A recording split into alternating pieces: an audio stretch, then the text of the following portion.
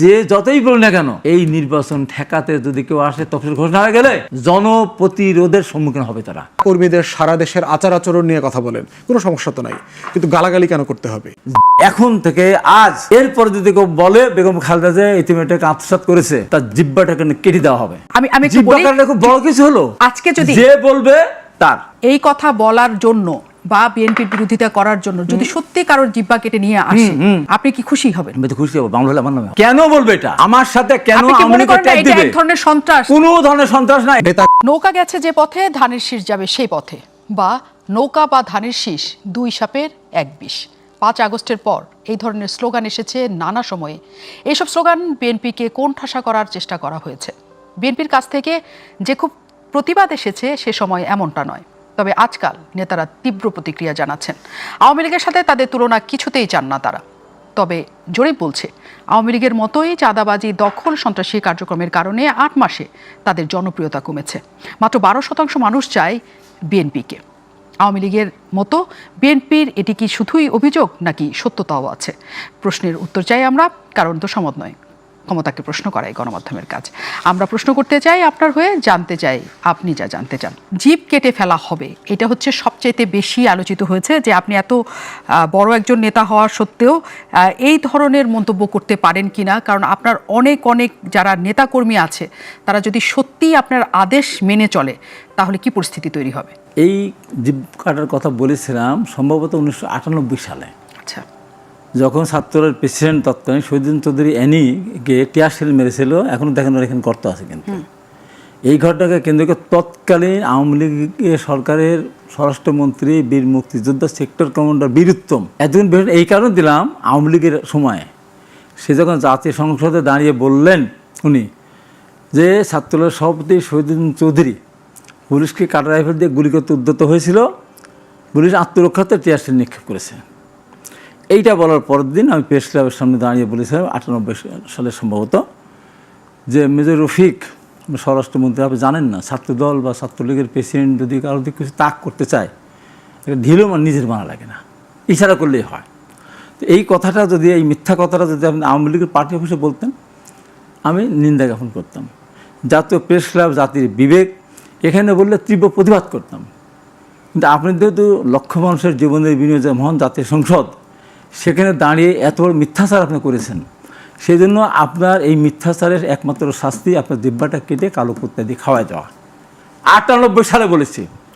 তারপর সমস্ত পত্রিকা আসার পরের দিন সকালবেলা তার কাছে পত্রিকা গিয়েছে, আমার বিরুদ্ধে ব্যবস্থা নেওয়ার জন্য বলেছে। গেলাম, আমি জেলখান থেকে বের আসলাম 2024 সালের 21 এপ্রিল। বের আসার পর আহমেদ হোসেন আমার ওই প্রোগ্রামটার সাথে ছিল, পরে আরও পরে অনেকে ছিল, ওই দিন প্রথম জন ছিলেন। তাই বললাম ম্যাডাম খালেদা জিয়াকে অন্যায়ভাবে সাজা দিয়েছিল ডক্টর আখতারুজ্জামান।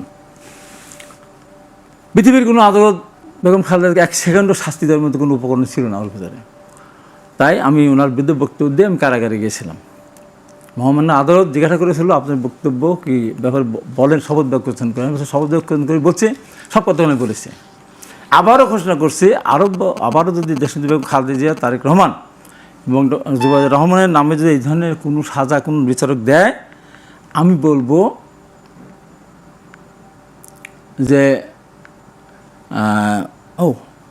এই জন্য দিলে আমি তারপর আমি বলতেই থাকবো এই কথা, এরকম কথা, তাতে 100 বছর দিল আমি করা করি না।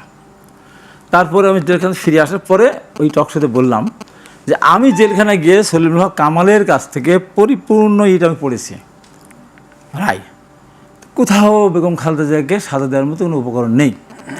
তারপরে আমি বলছি, চ্যালেঞ্জ করে বলছি, যদি কেউ প্রমাণ করতে পারে যে বেগম খালেদা জিয়া এতিমের টাকা আত্মসাৎ করেছেন, তাহলে কেউ উন্মুক্ত তরবারি নিয়ে এসে আমার শরীর থেকে মাথাটা নামিয়ে দিক এক কোপে, অথবা ইলেকট্রিক করার দিয়ে আমার গর্দানটা কেটে দেওয়া হোক বলেছিলাম। এখন থেকে আজ এরপর যদি কেউ বলে বেগম খালেদা জিয়া এতিমের টাকা আত্মসাৎ করেছে, তার জিব্বাটাকে কেটে দেওয়া হবে। ওই আমল আওয়ামী লীগের আমল। কার সামনে? আওয়ামী লীগের এমপি, 5 বারের সাংগঠনিক সম্পাদক। তা আহমেদ হোসেন বলছে আমিও আমার বলেন না, আপনি বলেন বেগম খালেদা জিয়া এতিমের টাকা আত্মসাৎ করেছে, দেখেন আপনি জিব্বাটা থাকবে না। আওয়ামী লীগ আর একজন এমপি, একজন নেতা আমার সামনে আর এই কথা উচ্চারণ দিতে করেনি যে বেগম খালেদা এতিমের টাকা আত্মসাৎ করেছে। সেই আমি যেটা বললেন, এত কষ্ট করলাম, রিমান্ডে গেলাম, বারবার কারাগারে গেলাম। আমার ছোটো ভাই বুদ্ধুকে আমাকে না পেয়ে প্রতিদিন ইলেকট্রিক শক দিত। এই যে টুকু থেকে শুরু করে সিনিয়র নেতারা আমরা কতবার ছেড়ে গেলাম, লক্ষ লক্ষ মানুষের মামলা খেলাম। আমাদের শহীদ হয়েছে সবচেয়ে বেশি, আমরা হাজার হাজার মানুষ, আমাদের শত শত গুম হয়েছে, হাজার আহত হয়েছে। আমাদেরকে বলে নৌকা ধানের শীষ 2 সাপের একই বিষ। এটা আমি মানতে পারবো? এটা আমি মানতে পারি? সেই জন্য আমি বলেছি, আমি কারোর নাম বলি নাই, যে বলবে তার। এখনও বলছি, আমার সাথে এই মুহূর্তে আওয়ামী লীগের নৌকার সাথে ধানের শীষের তুলনা যে করবে, এই কথা যে বলবে, আমার কথা ওইটাই থাকবে। এটা আপনি মনে করেন না? আমি মনে করি, আমি কাউকে উদ্দেশ্য করে বলছি না। হ্যাঁ। এরপর দেখেন জামাতের আমির শফিকুর রহমান কি বললেন, আমাদের দিকে যদি কেউ আঙ্গুল তুলে তার জিব্বাটা ডান হাত না বাম হাতের আঙ্গুল দিয়ে টেনে খুলে ফেলে দেবো। আমি যদি 1 টন অপরাধ করি, ওনার অপরাধ 1000 টন। আমি তো কাটতে চেয়েছি। এখন দ্বিতীয় বছর ডান হাত না বাম হাতের আঙ্গুল দিয়ে জিব্বাটা টেনে খুলে ফেলে দেবো। অপরাধ কার বেশি? তারপরে মাসুদ, ডাক্তার মাসুদ যে দর্শক বক্তৃতা দেন, উনি কি বললেন সেদিন, গিনিস বুকে নাম উঠছে বাংলাদেশের নাম, আরেকটা নাম উঠবে বাংলাদেশের একটা বাংলাদেশ জাতীয় দল। পৃথিবীর দেশে দেশে সরকার বিরোধী আন্দোলন করে বিরোধী দলরা, রাষ্ট্রীয় ক্ষমতা থাকে তার বিরুদ্ধে। একটা মাত্র দল বাংলাদেশে পৃথিবীতে যে ক্ষমতায় যাওয়ার আগেই তার পতনের জন্য সারা বাংলাদেশের সমস্ত রাজনৈতিক দলগুলো ঐক্যবদ্ধ হয়েছে। তাই বলছে বিএনপিকে মাপ চাইতে হবে। বিএনপি মাপ না চায় তাহলে আওয়ামী লীগ 5ই আগস্ট দেশ ছেড়ে পালিয়েছে, বিএনপিকেও এই দেশ ছেড়ে পালিয়ে যেতে হবে। তারপরে বলা হয়েছে, আমাদের পাবনায় স্থানীয় আমির বলেছে যারা, বিএনপি একটা সন্ত্রাসী সংগঠন। এরপরেও কি আমার ওপর একটা বড় কিছু হয়ে গেল? বড় হলো আমারটা। আপনার কি মনে হয় যে এই ধরনের বক্তব্য দেওয়া, এই ধরনের শব্দ ব্যবহার করা নেতা হিসেবে এটা মানে সরল? এটা কি সরল? শুনতে হবে তো। জেনারেল এরশাদ যখন রাষ্ট্রীয় ক্ষমতা ছিল এক ভাষায় কথা বলেছি। তারপরে বিএনপি যখন রাষ্ট্রীয় ক্ষমতা ছিল, আমি যখন আওয়ামী লীগ করতাম, আমি সুন্দর ভাষায় একই কথা বলেছি।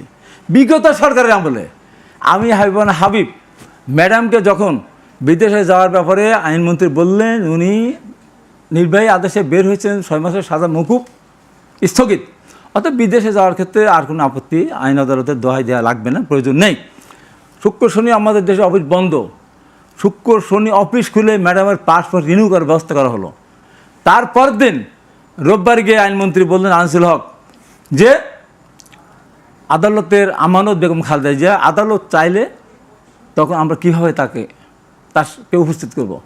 আপনি তখন ছিলেন 71-এ, আমি বললাম এর মানে ছিল ফারজানার উপর ছিল।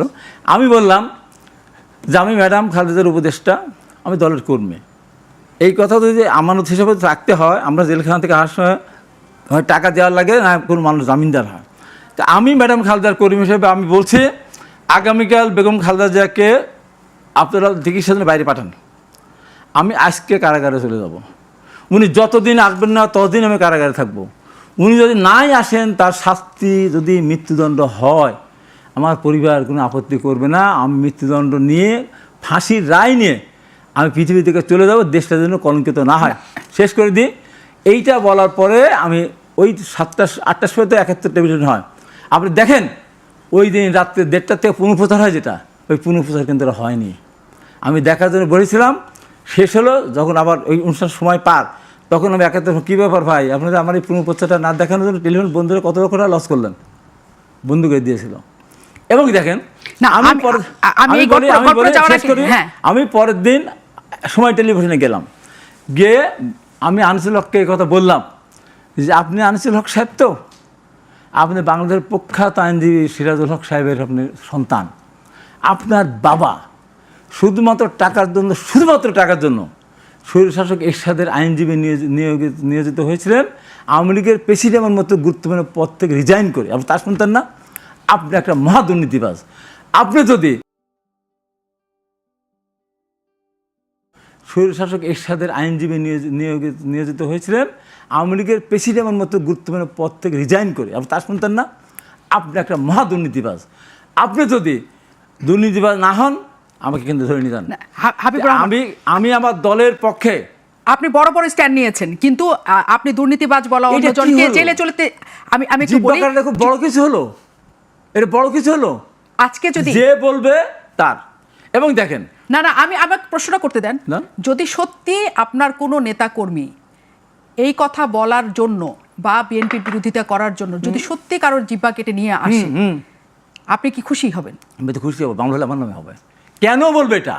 আমার সাথে কেন আপনি কি মনে আমাকে করেন না ট্যাগ এটা দিবে? এক ধরনের সন্ত্রাস? কোনো ধরনের সন্ত্রাস না। এই দেখেন, আচ্ছা। এটা কত বড় মিথ্যাচার করে দেখেন। আচ্ছা, মিথ্যাচারের প্রসঙ্গটা আমি আসি, আমি আপনার কাছ থেকে আমি এই পয়েন্টটা নিয়ে আমি আসছি, আবারও নিশ্চয়ই আসবো।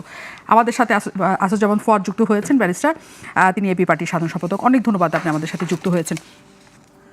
জামাত ইসলামের কথা এখানে এসছে এবং এখনো পর্যন্ত হাবিবুর রহমান হাবিব তার স্ট্যান্ডে একদম শক্ত। আপনি নিশ্চয়ই দেখেছেন যে তিনি এটা আসলে কেউ করলে তার মনে হবে না যে এটা ভুল কিছু হয়েছে।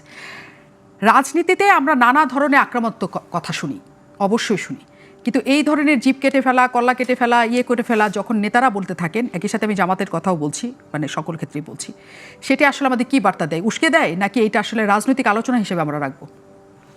ধন্যবাদ। আমার মনে হয় যে হাবিব ভাই যেহেতু বিএনপির রাজনীতি করেন, আমি এটাকে দেখি হচ্ছে জিয়া পরিবারের কিন্তু একটা গুণ আছে। দেখবেন হাসিনা এবং খালেদা জিয়ার মধ্যে যখন তফাৎ করা হয়, তখন দেখবেন যে একটা গুণের কথা সবসময় বলা হয় যে খালেদা জিয়া কথাবার্তায় খুব মার্জিত, চিৎকার করে কথা বলা, কাউকে আহত করে কথা বলা, তারপরে হচ্ছে কাউকে খোঁচা দেওয়া, উস্কানি দেওয়া, এই ধরনের কোনো কথা দেখবেন খালেদা জিয়া বলে না। তার অন্য দোষ ত্রুটি থাকতে পারে, সে প্রধানমন্ত্রী ছিল, সে ভালোভাবে দেশ চালাইছে পারছে কিনা, এগুলো নিয়ে আপনি সমালোচনা করতে পারেন, দলের চেয়ারপারসন। ঠিক একইভাবে দেখবেন তারেক রহমানের কোনো বক্তব্য দেখবেন মানে খুবই আক্রমণাত্মক না, কাউকে অসম্মান করা, অহেতুক কাউকে বকাঝকা করা। এবং যারা ইন্টারনালিও খালেদা জিয়া অথবা তারেক রহমানের সাথে মিট করেছেন, তারা সবাই এই দুজন লোকের ব্যাপারে এই কথাগুলো বলেন। আমি কারোর সাথে মিট করি নেই। একই রকম দেখবেন এরশাদকে আমরা স্বৈরাচার বলি না, এরশাদের ব্যাপারে অনেক বকাঝকা করি, জাতীয় পার্টির রাজনীতি নিয়ে আমরা সমালোচনা করি। এরশাদের সাথে যারা, অথবা জিএম কাদেরের সাথেও যারা নিজেরা খোলামেলা বসছেন, কথা বলেছেন, তারা সবাই বলেছেন তারা আচার আচরণে কিন্তু খুবই মানে ভদ্রচিত আর কি। টাইম ম্যানেজমেন্ট থেকে আরেকজনকে সম্মান দেয়া, এই জায়গাগুলো ছিল। জিয়াউর রহমানের কিন্তু এই গুণগুলো ছিল। এখন একটা বিষয় হচ্ছে যে ওই যে দলটা ওনারা করেন, ওই দলের নেতারাই তো বেস্ট এক্সাম্পল। এবং দেখেন গত কয়েক মাস আগে আমি পত্রিকায় দেখলাম যে সম্ভবত প্রথম আলো অথবা অন্য কোথায় তারেক রহমানকে একটা কার্টুন করা হয়েছে। আপনার মনে থাকার কথা, আমরা মানে 1 থেকে 6 প্রতিদিন দেখতাম না খালেদা জিয়ার এরকম মুখটা বাঁকা করে যে কার্টুন করা হতো, শিশির ভট্টাচার্য করা হতো। আওয়ামী লীগ আমলে কিন্তু এই কার্টুন আমরা দেখি নাই, এগুলো কিন্তু ফ্যাসিবাদ নাই করে দিয়েছিল। তারেক রহমানকে কিন্তু আপনার এরকম মুখ টুক বড় টড়ো করে একটা বিশাল কার্টুন করলো কয়েক মাস আগে। এবং এটা নিয়ে কিন্তু দেখবেন যে অনলাইনে বেশ হুমকি আসছে। হুমকি আসার পরে কিন্তু তারেক রহমান নিজে স্টেটমেন্ট দিচ্ছে, এটাকে স্বাগত জানায় যে যারা রাজনীতি করবেন, যারা পাবলিক লাইফ মেনটেন করবেন, তাদেরকে হেয় করা, তাদেরকে নিয়ে হাসাহাসি করা, পলিটিক্যাল স্যাটায়ার বলতে যা বোঝায়, সেটা করবার মতো অধিকার থাকতে হবে, এবং এটাকে উনি স্বাগত জানিয়েছেন। এখন সেই রকম একটা রাজনীতির নতুন বন্দোবস্ত যেখানে আমরা দেখবার জন্য স্বপ্ন দেখি, এবং এই গত অভ্যুত্থানে যেগুলো এসছে, এবং আমিও আপনার শোতে বিভিন্ন জায়গায় বলেছি যে, এবং সমালোচনা করেছি যে বিএনপির রাজনীতি নিয়ে আমার সিরিয়াস বিভিন্ন ইস্যুতে দ্বিমত আছে, কিন্তু তারেক রহমানকে নিয়ে গত কয়েকদিন আগে যে গালাগালিগুলো হয়েছে, স্লোগান হয়েছে, এবং খুবই অশোভন আচরণ করা হয়েছে এই স্লোগানগুলো দিয়ে। আমরা শেখ হাসিনাকেও কিন্তু গত 16 বছর আমরা যারা এই আন্দোলন করেছি, ফ্যাসিবাদের বিরুদ্ধে কথা বলেছি, হাবিব ভাই মজলুম মানুষ, বহুবার জেল খেটেছেন, এই আমলে বহুবার নির্যাতিত হয়েছেন, অসম্মানিত হয়েছেন, আমরা কিন্তু কেউ হাসিনাকেও এই ভাষায় কখনো কথা বলি নাই। তাহলে এখন প্রশ্ন হচ্ছে যে মানে আমি ধারণা করছি হাবিব ভাই অত সিরিয়াসলি ফৌজদারি ইনস্ট্রাকশন আকারে এগুলো দিয়েছেন, ব্যাপারটা না। এটা বাংলাদেশের রাজনীতিতে এই পলিটিক্যাল রেটরিকগুলো আছে, দেখে নেব, আয়, লাঠিসোঁটা, এই সেই, মানে এই কনফ্রন্টেশনাল ল্যাঙ্গুয়েজ আমাদের কালচারে আছে। এখন প্রশ্ন হচ্ছে যে আমরা এই কালচারটা কি রেখে দেব না এটা পাল্টায় ফেলবো? আমরা যারা গণ অভ্যুত্থানের পরে একটা নতুন রাজনীতি দেখতে চাই, আমরা বোধ করছি এই রাজনীতি থেকে আমাদের উঠে আসা দরকার, আর একজনের পলিটিক্স নিয়ে সমালোচনা করা দরকার যে বিএনপির রাজনীতির কোন কোন জায়গাটা আমি ন্যায্য মনে করি না, বিএনপির চেয়ারপারসন অথবা অ্যাক্টিং চেয়ারপারসনের এই স্টেটমেন্টটা কেন ফ্যাকচুয়ালি কারেক্ট না অথবা ঠিক না, যেমন আপনারা সমালোচনা করেছেন তারেক রহমান এই যে বাসে ওঠানামা করার ভিডিও ভাইরাল হয়েছে না, এটা ঠিক হয়েছে কিনা, উনি দেশে আসলে বাসে চড়বেন কিনা, করেন, কোনো সমস্যা তো নাই। কিন্তু গালাগালি করা, বাপমা তুলে কথা বলা, ঐকমত্য কমিশনে দেখেন আমরা সপ্তাহের পর সপ্তাহ ওখানে মিটিং করেছি, বিএনপির পজিশনের অ্যাগেনস্টে সিরিয়াসলি আমরা সমালোচনা করেছি, যৌক্তিকভাবে করেছি। কই সেখানে তো বিএনপির কোনো নেতা অথবা সালাউদ্দিন ভাই, ইসমাইল ভাইয়ের বাপমা তুলে তো আমাকে গালাগালি করতে হয়নি। কিন্তু ভদ্র ভাষায় সেখানে অনেক তর্ক এই জানে আমরা একটা রেসপন্সিবল পলিটিক্স চাই। হয়তো হাবিব ভাই কোনো ফৌজদারি অর্থে অথবা নেতাকর্মীদের উস্কে দেওয়ার জন্য এটা বলেন নাই, উনি বলেছেন যে আমাদেরকে অপমান কেন করবে, ছোট ছোট ছেলেমেয়েরা রাজনীতি করছে, তাদেরও দোষ আছে, আপনি কেন খোঁচা দিচ্ছেন? সিনিয়র পলিটিশিয়ানকে তো সিনিয়র পলিটিশিয়ানের সম্মানের জায়গাটা রাখতে হবে, তাকে তার সম্মানের জায়গাটা রেখে তারপর তার দলের সমালোচনা করেন। হাবিব ভাইয়ের সাথে অনেক টকশোতে আমরা দ্বিমত করি না, প্রচুর দ্বিমত করেছি, কিন্তু কাউকে তো বকাঝকা করতে হয় না। আমি সেই জায়গাটাই বলছি, যেহেতু হাবিবুর রহমান হাবিব এখানে একটা তীব্র প্রতিক্রিয়া জানাচ্ছেন, কারণ উনি এই প্রসঙ্গে ভীষণ হার্ট হচ্ছেন, বা তার দলের যে দুই সাপের এক বিষ কেন সেটা বলবে, কেন আওয়ামী লীগের সাথে আমাকে কেন তুলনা করবে, সেটাই উনি তো বলছেন। এখন এখানে প্রশ্ন আসছে কেন এই স্লোগানটা আসলো। আমরা তো 5 তারিখের পর থেকে মোটামুটি দুই দলকে মুদ্রার এপিট ওপিট যেমন বলতে দেখছি, নৌকা যেদিকে যাবে ধানের শীষ সেদিকে যাবে সেটা বলতে শুনছি, দুই সাপের এক বিষ, মানে কেন, মানে এটা কেন, এটা কি মাইনাস এটা তো এটা গণতন্ত্র। দেখেন, একটা হলো ব্যক্তিকে গালি দেওয়া, যেমন ধরেন ব্যক্তি খালেদা জিয়াকে যদি আপনি স্ল্যাং বলেন, তারেক রহমানকে যদি আপনি স্ল্যাং বলেন, অথবা যে কোনো রাজনৈতিক নেতাকে আপনি যদি স্ল্যাং বলেন, এইটা অ্যাকসেপ্টেবল না। কিন্তু দলের পলিটিক্সকে স্যাটায়ার করার তো রাইট থাকতে হবে, এটা তো গণতন্ত্র। গণতন্ত্র মানেই হচ্ছে, আমাকে আপনি দেখবেন দিনে রাতে হাজার হাজার কমেন্টে রাজাকারের বাচ্চা বলে, পাকিস্তানে ফিরে যেতে বলতেছে, দালাল বলতেছে, আরও যত আছে, ছবি এডিট করে এইটা সেটা বানাচ্ছে, মেয়েদের সাথে ছবি এডিট করে বানাচ্ছে। গণতন্ত্র অনলাইন মানে হচ্ছে পাবলিক লাইফ যখন আপনি করতে আসবেন, আপনাকে এটা ফেস করার মানসিকতা থাকতে হবে। আমাকে মানুষ গাইলাবে, আমাকে মানুষ অপছন্দ করবে, আমাকে মানুষ সমালোচনা করবে। এখন এই সমালোচনার ভাষাটা কত মার্জিত হতে পারে সেইটার এক্সপেকটেশনের আলোচনাটা আমরা করব, যে একটা রেসপন্সিবল পলিটিক্সের জায়গাতে আমরা সিরিয়াসলি এই আলোচনাটা আনতে পারি কিনা, যে ইস্যুর উপর কথা বলবো, দফার উপরে কথা বলবো। বিএনপির সমালোচনা কি, আপনি বিএনপির 31 দফা নিয়ে কথা বলেন, তারেক রহমানের বক্তব্য নিয়ে কথা বলেন, নেতা কর্মীদের সারা দেশের আচার আচরণ নিয়ে কথা বলেন, কোনো সমস্যা তো নাই, কিন্তু গালাগালি কেন করতে হবে? মানে ওই জায়গাটাতে আমাদের একটা সীমানা টানা দরকার, এবং এটা এমন জিনিস, এটা আপনি আইন করেও করতে পারবেন না, এটা হচ্ছে চর্চার মধ্য দিয়ে, অভ্যাসের মধ্য দিয়ে একটা কালচার ডেভেলপ করতে হবে। কিন্তু এটার প্রসঙ্গটা যে জায়গাতে এসছে, আপনার কাছে সেই প্রশ্নটা আমি রেখে যেতে চাই, আমি ফিরবো যে বিএনপি আওয়ামী লীগ একই, এই যে সারা দেশে রাজনৈতিক দলগুলো, এই কথাটা বলার রাইট থাকতে হবে তো। হ্যাঁ, আমি আমাদেরকে আপনারা এবি পার্টিকে আপনারা জামাতের বি টিম বানাইছেন না গত 5 বছর ধরে, নিশ্চয়ই, হ্যাঁ। তো সমস্যা কি? বানাইছে, আমাকে প্রমাণ করতে হয়েছে যে আমি বি টিম না, সেটা প্রমাণ করবে নাকি এটার তীব্র প্রতিক্রিয়া আসবে সেটা আমি জানতে চাই। এটা বিএনপিকে প্রমাণ করতে হবে যে আমি বদলে যাওয়া দল, নিশ্চয়ই আমি 31 দফার দল, আমি এমন একটা দল যে আপনি আওয়ামী লীগের সাথে আমাকে মিলাইতে পারবেন না।